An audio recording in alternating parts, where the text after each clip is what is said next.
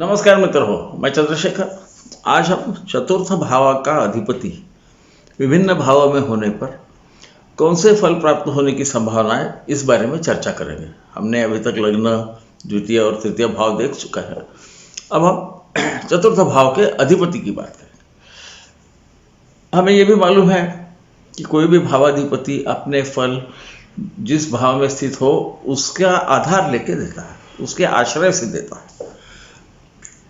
तो इसे हम किस ढंग से समझें, इसका यहाँ हम प्रयास कर रहे हैं।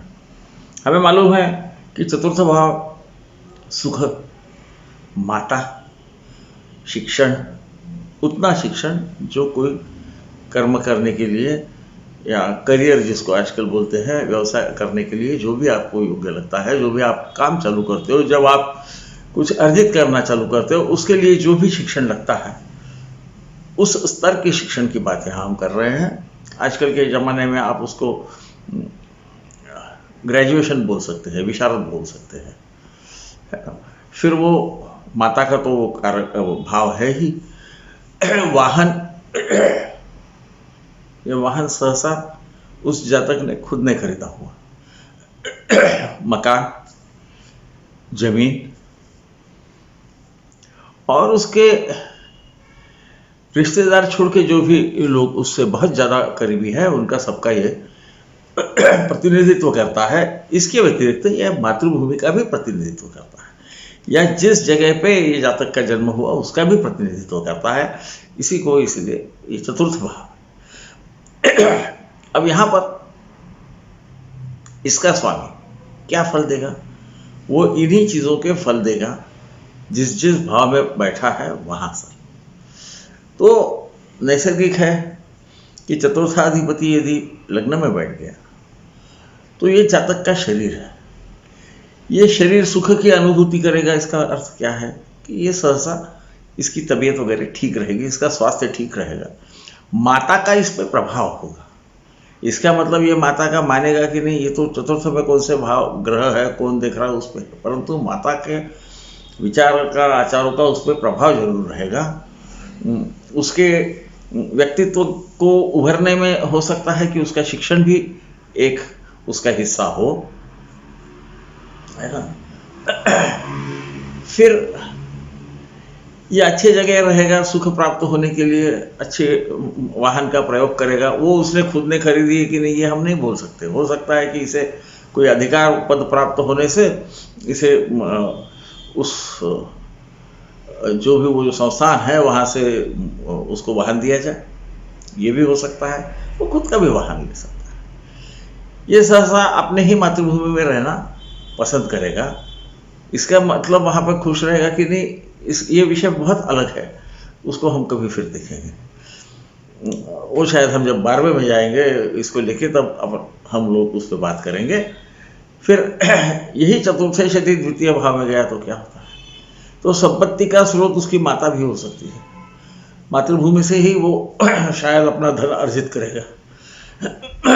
इसके जो इसकी संचित संपत्ति है, इसमें जमीन जायदाद, वाहन आदि होने की संभावना रहेगी। इसका शिक्षण सहसा ये शालेय शिक्षण अच्छे ढंग से गुजरना चाहिए। यहाँ पर ये समझे कि यदि क्रूर ग्रह होगा तो वो कुछ न कुछ क्षति उस भाव को करेगा जब भी वहाँ जाएगा। नैसर्गिक क्रूर होगा तो इसे भी हमें याद रखना होगा किसी भी हालत। ये माता का जो खुद का धनार्जन है वो भी दिखा सकता है द्वितीय भाव में जाने के बाद, क्योंकि माता खुद भी धन, इसको जो धन मिला है उसमें कुछ उसकी मदद हो सकती है। उसके शालेय शिक्षण में भी माता ने काफ़ी मदद की होगी या उस पर प्रभाव होगा। हो सकता है कि उसकी बोलचाल की जो पद्धत है वो भी उसके माता से कुछ न कुछ प्रमाण में उसी के समान होगी, या उस प्रकार से ये बोल पाएगा। इसके लिए सुख क्या होगा, तो सहसा धन संपत्ति, गाड़ी जायदाद, इसी को यही इसके सुख की भावना होगी। ये होने पे ही ये सुखी होगा, ये संभावना होती है। शिक्षण की वजह से इसको धन की प्राप्ति होगी, ये भी सही। इसके बाद में ये तृतीय भाव में जाता है चतुर्थेश। अब यहाँ पर दो चीज़ें होती हैं। एक तो यह है कि ये तृतीय भाव चतुर्थ से 12वां होने से माता का भाव का स्वामी उसके 12वें में जाने से कभी कभी माता का स्वास्थ्य में कुछ कमी आ सकती है, इसे न भूलिए। इसकी माता का प्रभाव जातक के जगह उसके भाई बहनों पे ज़्यादा होगा। पराक्रम ही इसको सुख की अनुभूति करा देगा। ये पराक्रम से ही अपना धनादि अर्जित करेगा, वाहन आदि लेगा।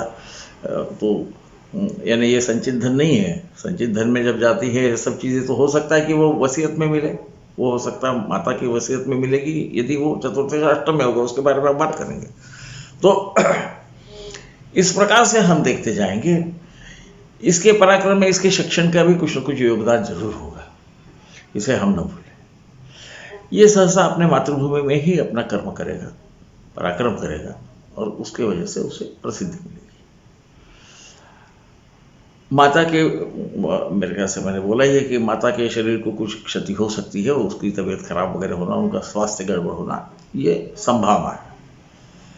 या माता इसके घर से दूर रहे, है ना, इसे भी न भूलिए। ये भी होने की संभावना रहती है कि माता दूसरे जगह रह रही है, ये जातक दूसरे जगह रह रहा है। ये तब से होता है जब उसका धनार्जन शुरुआत होती है, वो खुद के बलबूते पर जब खड़ा होता है। तब तक तो वो पिता के या माता पिता दोनों के भरोसे जातक ही खुद किसी घर में रहता है, तो उसका वहाँ संबंध नहीं आता। इसे भाई बहनों से भी सुख प्राप्त होगा, ये भी इसका एक अर्थ है जब चतुर्थेश तृतीय में होता है। पर जैसा कि मैंने कहा, वो यदि क्रूर ग्रह हो तो हो सकता है कि उसे भाई बहनें न हो, इसे भी हमें ख्याल में रखना है। या उनसे कुछ खटाखट होगी, पर ये नैसर्गिक स्वभाव पे आधारित है। हम अभी चतुर्थ भाव का दूसरे भाव में बैठने से वो क्या क्या दे सकता है, इसके भाई बहन की वजह से भी, यानी भाइयों की वजह से भी, इसने भाई या भगिनी दोनों भी एक ही बात है। संस्कृत में हम भ्राता कहते हैं तो भगिनी उसमें आ जाती है। तो इनके वजह से इसे गाड़ी, घर, है ना, जायदाद ये मिल सकती है जातक को, क्योंकि वहीं से तीसरे भाव से ही सब मिलने वाला है। तीसरा भाव जैसा पराक्रम का है वैसा वो भ्रातृभाव भी है, इसे न भूलिए। तो ये सब सुख उनके जरिए प्राप्त होगा, ये सब चीज़ें उनके जरिए प्राप्त होने की संभावना अच्छी रहती है। मैं बार बार बोलता हूँ कि संभावना का शास्त्र है, इसे मत भूलिए, क्योंकि हम एक भावाधिपति दूसरे भाव में इतना ही देख रहे हैं। बाकी भी भावाधिपति अलग अलग भाव में रह सकते हैं या होंगे ही, और कुछ क्रूर होंगे नैसर्गिक, तो वो अपना क्रौर्य विविध प्रकार से प्रदर्शित कर सकते हैं। जरूरी नहीं कि वो बुरे प्रकार से ही हो, इसे भी आप जरूर ध्यान रखिए। तो इसके बाद में चतुर्थ भाव में आ गया, तो सुख की अनुभूति उस जातक के लिए अपना घर, अपनी माता, ये सुख की अनुभूति देगा। संभवतः इसे जो भी चतुर्थ के संबंध से जो चीज़ें प्राप्त होती है वो प्राप्त हो जाएगी। माता के जरिए इसे सुख भी प्राप्त होगा। वाहन सुख आदि इसे रहने की संभावना अच्छी होती है, क्योंकि सुख माता आदि चतुर्थ भाव से ही है, और वहीं पर उसका अधिपति बैठा है। कोई भी भाव पुष्ट हो जाता है, भावाधिपति यदि उसी भाव में बैठे तो आपको मालूम है, तो भाव भी पुष्ट हो जाता है। और इस भाव से जो भी मिलता है वो प्रचुर प्रमाण में मिलने की संभावना अच्छी। प्रचुर प्रमाण कौन सा? ये जातक का जन्म हुआ उस वक्त जो परिस्थिति है उसके प्रमाण में उसे देखना। कभी हम कई बार क्या करते हैं कि शब्दों को ज्योतिष में कम से कम, ऐसे तो हमें सबको भाषा आती है, हिंदी में सब आप विद्वान लोग हो और इसलिए भाषा आती है, ऐसा नहीं। पर हम कभी कभी जैसा राजयोग बोलने के बाद में लोगों को लगता है कि हमारे सर पे ताज हो जाएगा, ऐसा होता नहीं है। इसकी जन्म की जो स्थिति है उसके अनुपात से हमें देखना है। जो भी हम जो अच्छा बुरा दोनों भी जो देख रहे हैं वो उसी के अनुपात से देखेंगे, इसे कृपया ध्यान रखिए। वरना राजयोग आदि का बहुत गड़बड़ थी। मेरे कुंडली में तो बहुत राजयोग है पर कुछ फलद्रूप नहीं हो रहा है, ऐसे लोग बोलते हैं। वो भूल जाते हैं कि जब हम पढ़ाई करते थे तब हमारे साथ के बच्चे कौन से परिस्थिति में हैं, हम कहाँ हैं, है ना, या हम जिस परिवार में पैदा हो गए उनकी क्या परिस्थिति थी, आज हमारी क्या है, ये देखना भूल जाते हैं। तो इसे ध्यान में रखिएगा। फिर ये चतुर्थेश पंचम भाव में जाए, ये क्या करेगा, जातक के पुत्र पे इसका प्रभाव रहेगा। एक जातक हो सकता है कि उच्च शिक्षण भी प्राप्त करेगा, क्योंकि ये चतुर्थ का धन भी है, शिक्षण का भी वो भाव है, तो ये अनुभव से भी ये काफ़ी ज्ञान प्राप्त करेगा। परंतु संभवतः वो अनुभव उसने जो शिक्षण लिया उसी के क्षेत्र में होने की संभावना अधिक है। वो अपने अनुभव के बलबूते पे वाहन आदि जो उससे जो चीज़ें जुड़ी हुई हैं चतुर्थ भाव से, ये अपने अनुभव से, अपने उच्च शिक्षण से, जो दुनिया में उन्होंने, हम आजकल एक्सपीरियंस इतने साल का हो गया बोलते हैं ना, तो इस प्रकार से इसके बदौलत वो प्राप्त करेगा। जातक को पुत्र के वजह से भी ये चीज़ें मिल सकती है। पुत्र उसे गाड़ी ले दे सकता है, वाहन ले दे सकता है। पुत्र उसका पुत्र के वजह से जातक को भी सुख प्राप्त होगा, क्योंकि सुखेश बैठा ही पंचम भाव में है। पुत्र उसे कोई नया वाहन ले दे सकता है, मकान ले दे सकता है, इसे आप कभी ना भूलिए। इसका मतलब क्या वो नहीं ले सकता, वो चीज़ अलग है, पर ये यहाँ पर हम चतुर्थ पंचम में बैठने के बाद में क्या हो सकता है इसकी चर्चा कर रहे हैं, है ना। हो सकता है कि जातक का पुत्र भी माता अपने पितामही के समान उसकी बोलचाल हो, क्योंकि वो चतुर्थ का द्वितीय स्थान है और वहाँ पर सुखेश खुद ही बैठा है ना। जैसा हमने देखा कि द्वितीय भाव में यदि मातृभाव का स्वामी बैठ जाए, चतुर्थ बैठ जाए, तो ये माता के समान बोल भी सकता है। इसके भाषा में, इसके चेहरे में माता की कुछ न कुछ छटाएं आपको दिखेगी। इसी प्रकार वो पंचम में होगा तो पुत्र पे दिखेगी, ज्येष्ठ पुत्र पे ज़्यादा, पर सहसा पुत्रों पे कुछ न कुछ उसका प्रभाव रहेगा। ये पंचम भाव है। इसके बाद हम आते हैं षष्ठ भाव। षष्ठ भाव हमें मालूम है कि रोग का स्थान है, शत्रुओं का स्थान है, ये कड़ी मेहनत का स्थान है। यहाँ पर जब हमारे बांधव यानी रिश्तेदार के अर्थ में, खासकर मातुल घराना, मामा के तरफ के लोग, माता के जो मैका है वहाँ के जो उससे संबंधित जो भी हमारे रिश्तेदार हो और बाकी भी रिश्तेदार, ये सब हम षष्ठ भाव से देखते हैं। यहाँ पर चंद्र चतुर्थेश जाने के बाद यदि चंद्र भी जाए तो फिर तो ये प्रमाण बढ़ेगा, क्योंकि वो कारक भी है। तो हम अभी कारकों की बात न करते हुए हम केवल भावाधिपत्य की बात कर रहे हैं। तो वहाँ जाने के बाद में हो सकता है कि जातक के जन्म के वक्त इसकी माता बीमार हो, ये एक संभावना है। दूसरा ऐसा है कि इसका पालन पोषण वो बीमार होने की वजह से मौसी या माता के समान जो हमारे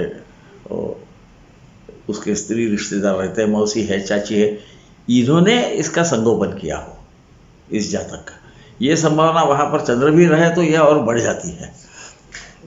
और इस वजह से वो उन्हें अपने माता के समान आदर देवे और माता के बारे में इसके दिल में कोई कसक रहे, इसकी संभावना होती है। ये होगा ही ऐसा नहीं। इसी के साथ हो सकता है कि ये धनादि संपत्ति, ये जो उसका वाहनादि संपत्ति है ना, वाहन है, उसका खुद का मकान है,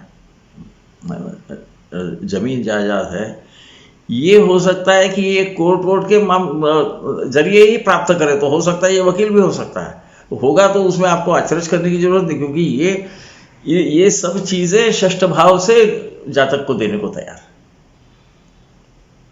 है ना। तो और षष्ठ में ग्रह होगा तो कुछ तो शत्रु होंगे, तो हो सकता है ऐसा होना भी असंभव नहीं है, क्योंकि ये संभावना का शास्त्र है। मैं बार बार बोलता हूँ ज्योतिषियों को, यानी ऐसे तो सब ज्योतिषी विद्वान रहते हैं, पर कई बार हम ऐसा सोचते हैं कि ये इतना सटीक शास्त्र है कि बगैर कर्म से भी हासिल होता है। कर्म के बगैर दैव हमें प्राप्त नहीं होता। कर्म सिद्धिर व्यवस्था, ऐसा याज्ञवल्क्य ने बोला है कि पौर्वदेहिक जो दैव है उसका कर्म से ही उसकी सिद्धि प्राप्त होती है, ऐसा ऋषि याज्ञवल्क्य ने कहा है। इसे कभी न भूलिए।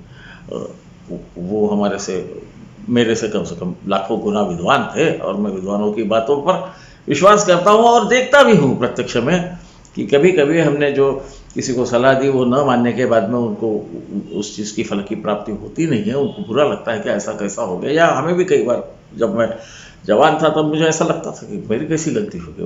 मैं ये नहीं सोचता था कि इसमें उसके कर्म का भी, जातक के कर्म का भी योगदान है।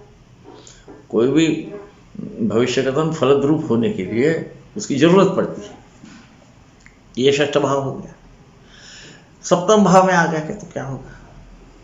सप्तम भाव ये केवल पत्नी या पति का भाव न होते हुए ये व्यवसाय का भी भाव है। ये छोटे मोटे जो प्रवास करते हैं हम, उसका भी भाव है। इसे जरूर ध्यान रखिए। साझेदार का भाव है, तो माता किसी उसके कोई कार्य में साझेदार हो सकती है। हो सकता है कि माता ही उसके लिए कोई पत्नी ढूंढ के लाए या पति ढूंढ के लाए। वो जातक पुरुष है या स्त्री है, इस पे वो अवलंबन रहेगा। तो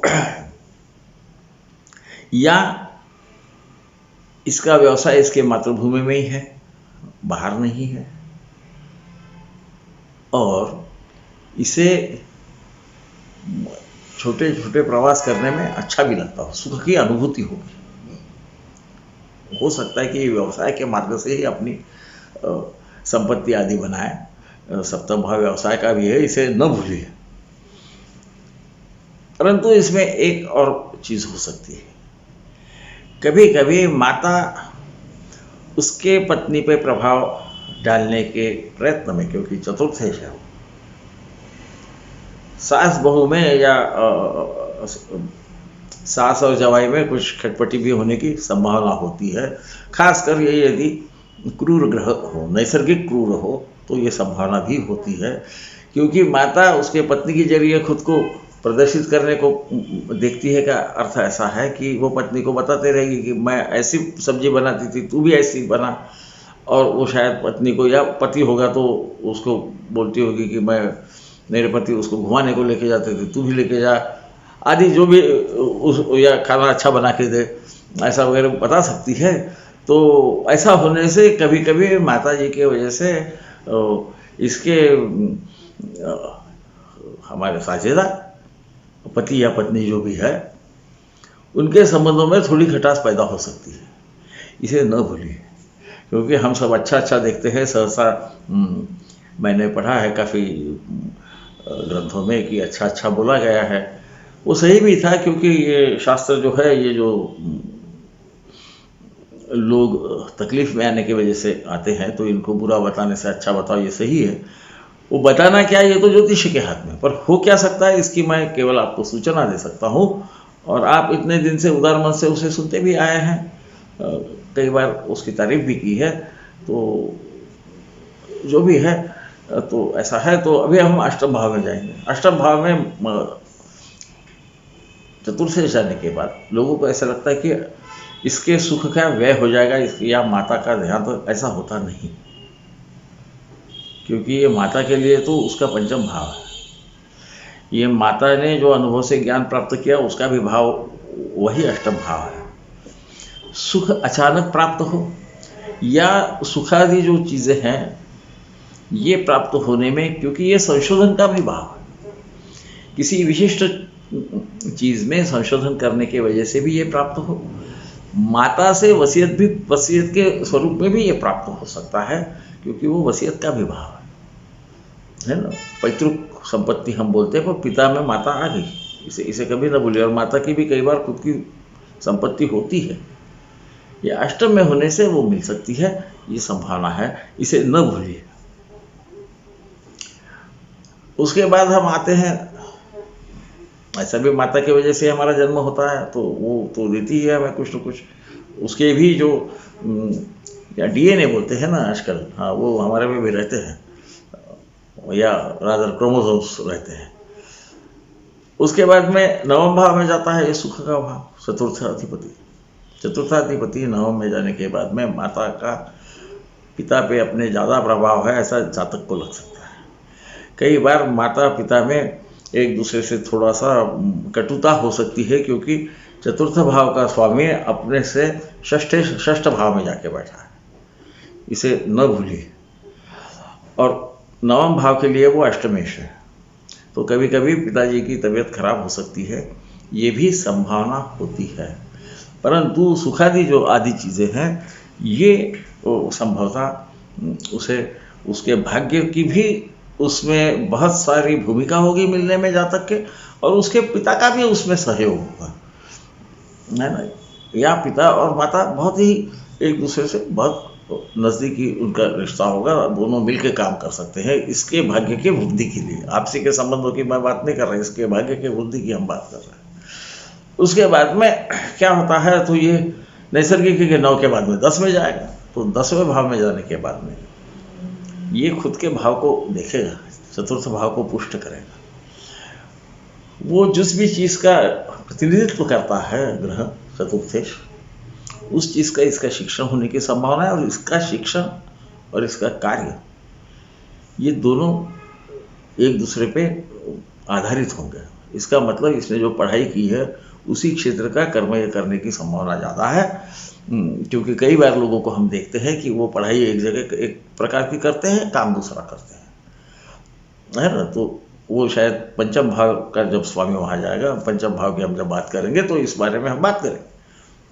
तो फिलहाल ये समझ लीजिए उसके कर्म के वजह से, स्वयं के कर्म के वजह से उसको ये सब चीज़ें प्राप्त होंगी, और माता से संबंध अच्छे होंगे, क्योंकि लगना भावाधिपति भाव को देख के भाव को पुष्ट करता है। ये यदि क्रूर होगा तो कुछ न कुछ क्षति करेगा, वो कैसी करेगा उसके बारे में हम ग्रहों को जो हम देखते हैं एक एक घर में जाने के बाद, तब हम उसको पता करते हैं। इसलिए भविष्य कथन करते वक्त एक ग्रह दूसरे जगह बैठे पे वो भावाधिपति भी है और उसका खुद का भी स्वभाव है, ये दोनों चीज़ों को हमें ध्यान में रखना चाहिए। इसके बाद में आता है 11वां भाव। इसमें समझाने की कोई ज़रूरत नहीं है, इसको इस चीज़ का लाभ होगा। माता से लाभ क्या होगा, हो सकता है माता उसे उसका जो कर्म है उसमें उसे सहारा दे, उसे प्रोत्साहित करे, उस वजह से इसे धन की प्राप्ति हो। ये भी हो सकता है कि वो मकान आदि का जमीन आदि का किराया वगैरह से भी प्राप्ति करे, या उन्हें बेच के प्राप्ति करे, है ना। उसके शिक्षण का भी उसमें सहभाग होगा, उसका धनार्जन करने में, क्योंकि 11वां भाव ये आखिरी में लाभ भाव है। ये लाभ कौन सा है, कर्म करने से जो लाभ होता है उसका वो भाव होने से ऐसा हो सकता है। इसी के साथ ये चतुर्थेश खुद से अष्टम भाव में है, तो अचानक भी ऐसा कुछ उसको लाभ हो सकता है कि माता जी के कोई परिचय के हो, उनकी वजह से उसे कुछ लाभ हो सके, क्योंकि लाभे सर्वग्रहा प्रशस्तः, सब ग्रह लाभ भाव में अच्छे फल देते हैं। अब ये यदि क्रूर भाव ग्रह हो तो संभवतः उसको बाएं कर्ण से सुनाई देने में थोड़ी कठिनाई होगी, क्योंकि वो बाया कर्ण भी है और सुनाई देने का भी भाव है। शुभ ग्रह होंगे तो वो अच्छी चीज़ें सुनेगा, जो भी सुनेगा उससे उसे सुख की अनुभूति होगी। हो सकता है कि क्रूर ग्रह होगा तो इसे जो सुनना है, ये आजकल के ज़माने में क्या रॉक वगैरह बोलते हैं ना, वो भी चला गया रॉक, तो वो हमारे ज़माने में बोलते थे, ऐसे टाइप का भी संगीत से ये आह्लादित हो सके। खासकर मंगल वगैरह होगा तो जोरों जोरों में बजने वाला जो संगीत है उससे ये प्रभावित हो। राहु होगा तो जिसे हम वेस्टर्न पाश्चात्य संगीत बोलते हैं, इससे इसे आनंद हो, प्रबोधित हो इसका मन, ये भी संभावना है, क्योंकि ये सुनाई देने का भी भाव है 11वां भाव। इसके अग्रज पे माता का प्रभाव रहेगा। इसे ये लग सकता है कि माता जी हमारे अग्रज पे ज़्यादा ध्यान देती है, मुझ पे नहीं देती। यदि ये दूसरे तीसरे क्रमांक का उसका पुत्र हो माता का, तो उसे ऐसा लग सकता है। अब हम जाते हैं आखिरी के भाव में। ये भाव है द्वादश भाव, इसे व्यय भाव कहते हैं। यहाँ पर स्थित ग्रहों के बारे में लोग अलग अलग ढंग से सोचते हैं। मैं भी थोड़ा अलग ढंग से सोचता हूँ, हर एक को अधिकार है अपना मत रखने का। मेरा मत ऐसा है कि 12वें में यदि चतुर्थेश हो तो इसमें कोई शंका नहीं है कि इन बातों में कमी आएगी। सुख में, मातृभूमि के सुख में, वाहन आदि प्राप्त करने में होंगे तो उसमें कुछ तकलीफ होना, वाहन खराब होने से उस पर ज़्यादा खर्चा होना, ये चीज़ें हो सकती है। परंतु इसकी दूसरी भी एक बात, ऐसा व्यक्ति उसके विशारद यानी डिग्री लेवल के जो शिक्षण है उसके लिए ये दूर दराज के देश में जा सकता है, या जिसे हम डिस्टिंक्टली डिफरेंट कल्चर कहते हैं, भिन्न संस्कृति के जगह पे जाकर ये अपनी शिक्षा प्राप्त करे तो अच्छी शिक्षा प्राप्त होगी। वरना तो चतुर्थ से 12वें में जाने पे हो सकता है कि उस स्तर के शिक्षा में कोई खामी आ जाए। इसे ये जो गाड़ी घोड़ा घर आदि का जो सुख है ये 12वें में प्राप्त होने वाला है। तो ऐसे लोगों के लिए अच्छा रहता है कई बार कि यदि बाहर जाके पढ़ाई करें या अपना कर्म बाहर जाके करें तो उन्हें इन चीज़ों की जिन जिन चीज़ों की क्षति होने की संभावना है वो चीज़ें वहाँ प्राप्त हो सकती है, इसे भी न भूलिए। इस तरह से सहसा सोचते नहीं हैं हम लोग और संभ्रम की स्थिति में कई बार पड़ जाते हैं, ऐसा क्यों हो रहा है। इसके कारण मैंने इसे विस्तार से समझाने की कोशिश की, क्योंकि वो निद्रा का स्थान है, इसे सुख की निद्रा कहाँ से आएगी, तो वो सुख उसका 12वें में बैठा है। तो हो सकता है कि पढ़ाई के लिए, अपने कर्म के लिए यदि वो वहाँ जाए तो उसे कुछ जो भी आपदा है उससे उसे मुक्ति मिलने की संभावना बढ़ जाती है। ये जातक के लिए क्या होता है इसी के बारे में हम कभी भी सोचेंगे। हम उसके परिवार को क्या लगता है इसका यहाँ पर कोई भी संबंध नहीं है। नैसर्गिक है, यदि जातक अपने से दूर जाए तो माता जी को दुख होगा, इसमें कोई शक नहीं है। परंतु उसको दूर भेजना ही माता का कर्तव्य है, क्योंकि वह नवम भाव से चतुर्थ से नवम भाव है, द्वादश भाव। तो इस प्रकार से मैं सोचता हूँ, मैं मेरी जो सोच है वही बता रहा हूँ। ये इसे कोई प्रमाण मानना ही चाहिए ऐसा नहीं, आप प्रयोग करके देखिए।